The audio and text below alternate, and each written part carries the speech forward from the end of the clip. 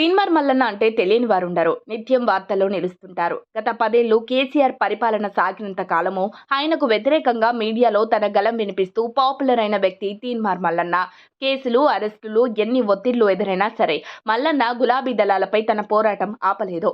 అరెస్టుల తర్వాత కాస్త భయపడ్డారో ఏమో కానీ తనకు రాజకీయ అండ అవసరం అనుకున్నారో ఏమో బీజేపీలో చేరి అతి తక్కువ వ్యవధిలోనే వారితో పొసగక బీజేపీకి గుడ్ బై చెప్పారు. కొంతకాలానికి కాంగ్రెస్ లో చేరి ఎమ్మెల్సీ టికెట్ సంపాదించి విజయం సాధించారు. ఇప్పుడు సొంత పార్టీ అయిన కాంగ్రెస్ ప్రభుత్వంపై ఆ పార్టీ ఎమ్మెల్సీ చింతపండు నవీన్ అలియాస్ తీన్మార్ మల్లన్న మరోసారి సంచలన వ్యాఖ్యలు చేశారు.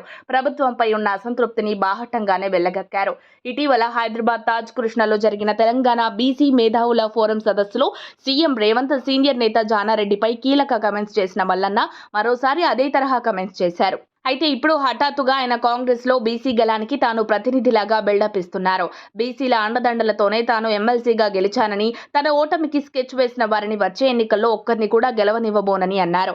ఇలా మాట్లాడినందుకు మహా అయితే తన పదవి పోతుందని, అయినా తగ్గబోనని, మళ్లీ టీవీ ముందు కూర్చుంటానని చెప్పారు. రాష్ట్రంలో బీసీలకు 42% రిజర్వేషన్లు అమలు చేయకపోతే భూకంపం సృష్టిస్తారని తన స్థాయికి మించిన డైలాగులు వేస్తున్నారు. కాంగ్రెస్ అగ్రనేత రాహుల్ గాంధీ ఇచ్చిన మాటను అమలు చేసి తీరాల్సిందని సీఎం రేవంత్ రెడ్డి డిమాండ్ చేశారు. స్థానిక సంస్థల్లో రిజర్వేషన్లు అమలు చేయకపోతే భూకంపం సృష్టిస్తానని, ప్రజల్లో ఒక్కరు కూడా తిరగలేరని హెచ్చరించారు. తనను ఓడించడానికి ఒక రెడ్డి నాయకుడు ప్రయత్నించాడు అనేది ఎమ్మెల్సీ తీన్మార్ మల్లన్న ఆగ్రహం.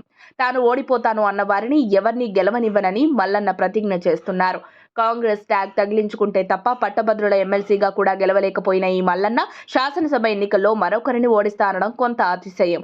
పైగా తెలంగాణలో కుల సంఘాలకు బిచ్చగాలలా 50 కోట్లు ఏ లెక్కన కేటాయిస్తారంటూ సర్కార్ను తప్పుబట్టడం విచిత్రం. పైగా రాష్ట్రంలో త్వరలోనే బీసీల ప్రభుత్వం రాబోతుందని మల్లన్న అంటున్నారు. బీసీలను గెలిపించేందుకు అవసరమైతే మాజీ సీఎం బీఆర్ఎస్ అధినేత కేసీఆర్ కు వినతి పత్రం ఇచ్చేందుకు తాను వస్తానని మల్లన్న ఆసక్తికర కమెంట్స్ చేశారు. మరి సొంత పార్టీపై ఎదురు తిరిగిన మల్లన్నపై సీఎం రేవంత్ ఎలాంటి చర్యలు తీసుకుంటారో చూడాలి. ఇదంతా చూస్తుంటే తీన్మార్ మల్లన్న కాంగ్రెస్ కు గుడ్ బై చెప్పి బీఆర్ఎస్ గూటికి చేరనున్నారనే ప్రచారం జరుగుతోంది. దీనిపై మాత్రం అధికారిక ప్రకటన రాలేదు.